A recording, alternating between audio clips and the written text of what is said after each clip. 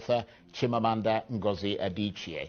Chimanda, thank you very much indeed for joining us, and I apologize for the stress you had to go through getting to the studio. I understand it's pouring buckets in Lagos, and there's the snarling up of traffic. So thank you very much for joining us.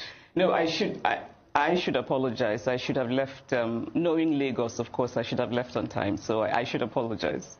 Well, the most important thing is that you're here. So let's get straight into it, because you called the 2023 presidential election a slap to the face of the Nigerian people and insults to the collective intelligence of Nigerians.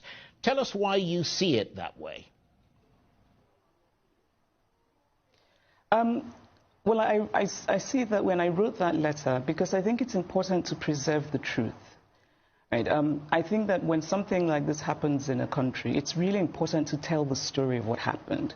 One of my favorite poems has this line. It's by Robert Lowell, and it says, "And yet, why not say what happened?" So I wanted to say what happened. And what happened is that this was an election that was really unforgivably flawed. And there's evidence for that. And I felt it was important to say that. But also I wanted to call out the US for what I consider a kind of two-facedness when it comes to Africa. So, the US has a long history of complicity in, sort of non-democratic elections on this continent. So recently in Congo, 2 or 3 years ago, they endorsed an election that was an absolute sham. But then the same US will turn around and criticize Congo for not being democratic. And so my point was to say, be what you say you are. Right? You cannot criticize African countries for being undemocratic, while at the same time endorsing something that is quite self-evidently undemocratic. Well, that's a good point. But just delving deeper into your letter, you were quite categorical in saying that the electoral process was imperiled not by technical shortcomings, but by deliberate manipulation. Is there enough evidence in your assessment to support that claim? Yes, and I think maybe the most glaring is that we Nigerians all saw these mutilated election sheets, right? We all saw them. We saw polling unit agents talking about how what they had from the polling unit was not what was then announced formally, officially, or uploaded formally, officially. And I think for me that's a really striking reason and an example of how this election was not about technical glitches. And can we also realize that Nigeria is full of very bright young people in tech? There's no reason for that excuse of technical glitch. And the other question then is, if it was a technical glitch, why was it possible for most people to upload the results of the other federal elections, but not the presidential? And I think most of all is that there's just been this resounding, unfortunate silence from INEC and from the chair of INEC. I think Nigerians deserve the respect of an institution that's supposed to shepherd their democracy. So nobody's come out to explain to Nigerians how that happened. There's a statement about technical glitches. It's unconvincing. And knowing how much hope and trust that Nigerians invested in this election, knowing that Nigeria is a low-trust society, means, I think, that if people really are sincere and there's really nothing to hide, then you make an extra effort to go out and explain to Nigerians what happened. Yes, that certainly makes a lot of sense to a lot of people. But in reacting to your letter and some of the things that you said in it, the APC have suggested that you were not in Nigeria during the election and you did not vote, and therefore should not make categorical statements about an election you did not witness. What's your reaction to that? Well, I don't think it's very useful criticism. I should say, first of all, that I've never been fazed by criticism. I mean, I wrote this, of course, knowing fully well that there would be criticism from certain quarters. And I've seen a few things people have sent to me, and it's kind of been amusing to read the juvenile fulminations of non-juvenile people. But that said, I actually did try very hard. And I should say, I have two homes. I have a home here in Lagos. I have a home in the US. I'm very often here. I tried very hard to get my PVC. And the reason I tried very hard is because I had been assured that technology would save us. Right? That it had worked in Oshun, worked in Ekiti, and I think in Anambra, that it would save us. And so I really tried. And we should also talk about how difficult it was to collect PVCs and how that in itself is a form of voter disenfranchisement. And so I had done the first part, but then I couldn't collect my PVC. And so, yes, did not vote. But my not voting does not mean that I cannot comment on an election. I'm a Nigerian citizen. Every Nigerian citizen has a right to have an opinion about this election. And so when people say that BVAS worked, but IREV didn't work, which is sort of a way of countering the accusation that the technology was manipulated, really the response is both have to work for the election to be credible. Right? So BVAS was about making sure that we didn't have ghost voters, that people who were actually there voted. But that it defeats the purpose if you then do not upload the results, because those results that you have sort of you've made sure that real people voted, but then those real results, we can't see them in real time. We cannot see them as Professor Yakubu Mahmood said. He said, and I'm going to quote because I've read this so many times, that the public will be able to view the polling unit results as soon as elections are finalized on election day. Right? So I think that's a really important thing to talk about and to address with the Nigerian people. The Electoral Act says that INEC, gave INEC the legal backing to have electronic transmission of results, and did say in a format that INEC would decide. Right? And we know that format because the chair of INEC told us what the format would be when he said that these results would be uploaded at the end of voting from the polling units. And that was not done. And it seems to me strange to sort of deflect from that important issue and talk about how someone, is not in Nigeria and how... those are not the points. The point is what happened? What happened? Well, absolutely, and I suppose that is also the crux, to some extent, of the legal challenges that are ongoing at the moment in court. But in their sort of rather caustic response to that letter that you wrote to Mr. Biden, you mentioned Mahmood Yakubu there. The Tinubu team have suggested that you may face a lawsuit over an allegation contained in your letter that Mr. Tinubu may have compromised the chairman of INEC, Mahmood Yakubu, although you also point out that there is no evidence of the astronomical US dollar amount he is rumored to have received from the president-elect. Are you worried about the possibility of a lawsuit? No, and I'm not worried at all. Again, I think that these are things that try to deflect from what is really important and what is at stake. It would be very useful if people could point out what is untrue in the letter. So I think it's important, we talk about, we all know these stories of people who complained about, how we voted at the polling unit is not what we're seeing reflected in the results.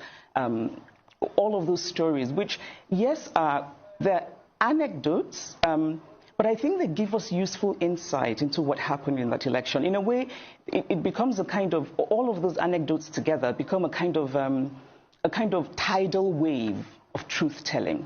And I think that the rumors surrounding this election are part of the story of this election. If you leave a gap in information, people will try to fill that gap. It's how human minds work. And again, like I said, our country is such a low-trust society. And we're so desperate to believe in something. And then we believe in this election. It doesn't work out well. And nobody gives us a convincing reason. So, of course, people are going to rumor about, people being compromised. Also, our political landscape is steeped in in people being compromised. So I'm not worried about that. I think that any fair-minded person in this country who's honest will acknowledge that these rumors are circulating. I said very clearly there is no evidence for them, but I do think it's important to say in the story of this election that many people are starting to think that what explains what happened is this compromising. Yes, and of course, you supported Peter Obi, the candidate of the Labour Party in that election. He, according to the official results, came third, and we've seen a number of spokesmen from the APC suggesting that you were supporting your sort of tribesmen, to use a rather sort of old term. But in that context, what do you make of the polarization of the ethnic divisions that appear to be deepening as a result of this election? Do you see ethnicity as being politicized? If so, how dangerous is that in your assessment? Well, to address the first part, and you're right, tribesman is such an outdated and strange expression, which I think also says something about whoever is using it, right? I think that kind of accusation is a practice of what psychologists call projecting. So you're doing something, but then you accuse someone else of doing it, even though they're not. I did not support Peter Obi because he's Igbo, as I am. You know, I'm a person who does not take positions lightly. And so while I very much admire Peter Obi, respect him, there are many other Igbo men who I admire and respect, and I would never vote for them for president because I just don't think they would make good presidents. And so my support for Peter Obi is actually rooted in real things. It's rooted in my faith in his ability. And actually, I got to know him, I got to know Peter Obi years ago when he came to pay homage to my parents because he had heard that my father was the first professor of statistics in Nigeria and that my mother had retired as the first female registrar of the University of Nigeria. And so this man just sort of arrived and said he wanted to pay homage. And I was very impressed by that because it showed me how much he values education. And then he becomes governor of Anambra State, and he takes Anambra State to #1 in education. And I remember being very impressed by the story of how he had given his personal phone number to all of the senior prefects in secondary schools in Anambra, which I think also showed me that he's interested in what ordinary people think. Right? You know, you don't just want to hear from the administrators, you want to hear from the students about what's really happening. And his focus on insecurity, he really tackled kidnapping in Anambra.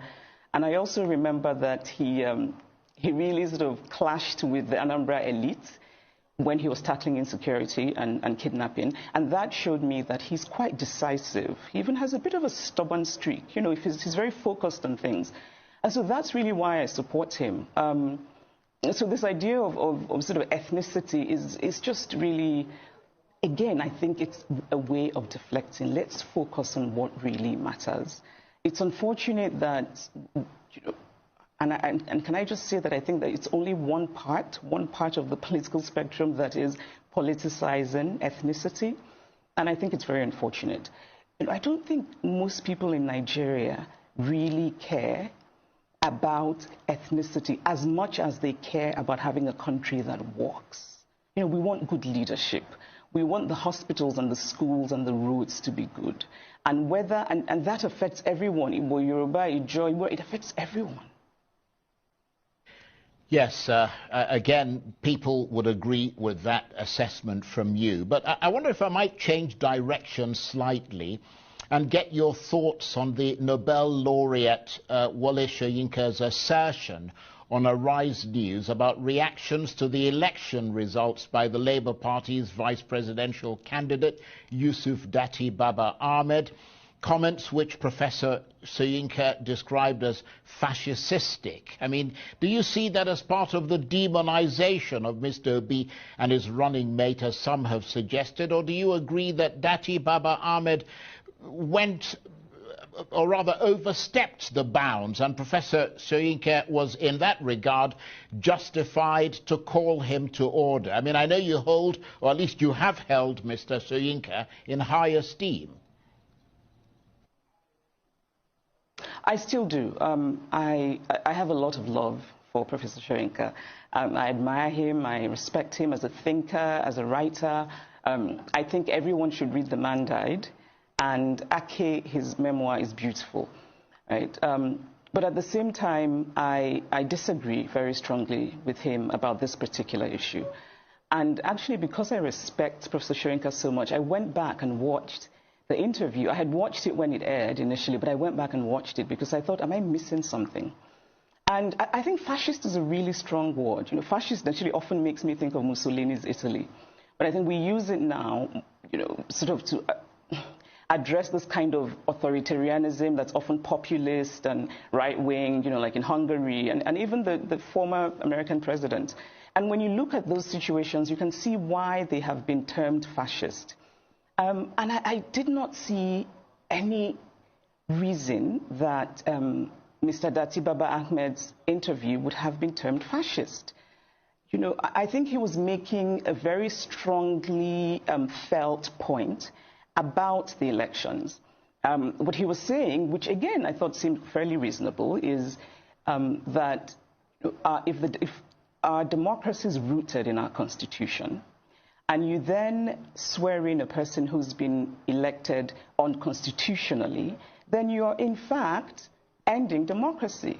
I think it's quite a reasonable position. Of course, we can argue about what that bit in the Constitution means, right? And I'm actually grateful for this whole election period because it's made me read things I probably never would have, such as the Nigerian Constitution, and also made me have quite a few suggestions for editing. But anyway, I think now we're talking about what does "and" mean, right? So Mr. Dati Baba Ahmed is saying that it's, you know, 2/3 and the FCT, and that's separate. And it's a reasonable argument.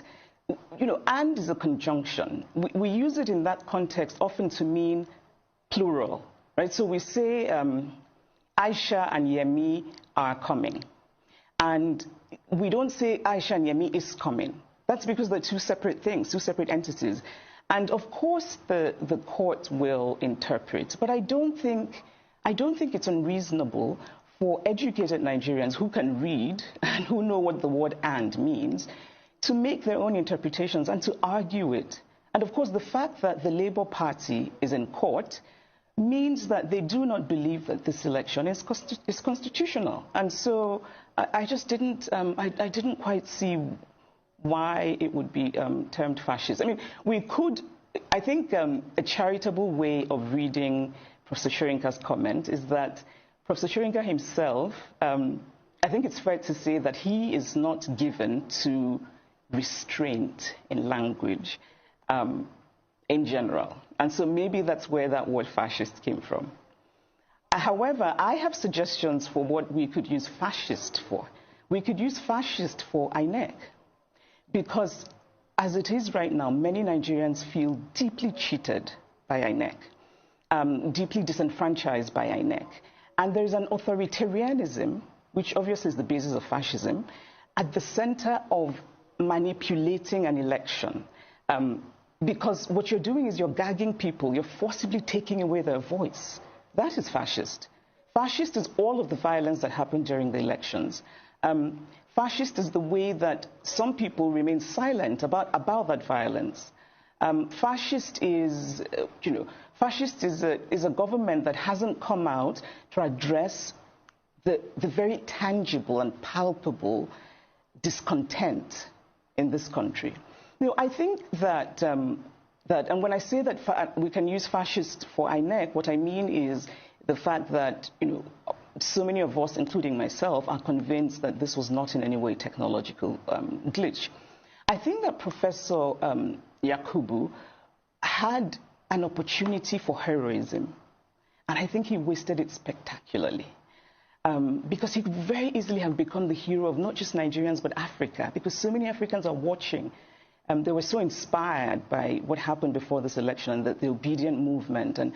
And so, I also think that the president, President Buhari, missed an opportunity for heroism, maybe his last chance at heroism, because Nigerians do not feel that I think Nigerians felt before the elections that he meant well and meant to support credible elections. I don't think many Nigerians think that now. Right. And I wish that he had taken a page from, the former president. Very briefly, because we're out of time. Who was a really good man, a moral man. Right. Just literally 10 seconds. The opposition parties are challenging the election in court. Do you think they'll get a fair hearing?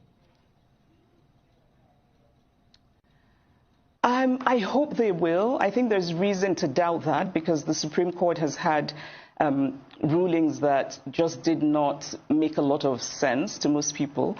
And so there's reason to worry, but I'm hopeful. I'm generally hopeful. So I'm optimistic that they will do the right thing and that people will get justice. I'm really sorry I had to interrupt you to end the program, but unfortunately we're out of time. I could talk to you forever, but thank you very much indeed for taking the time to come and share these your thoughts.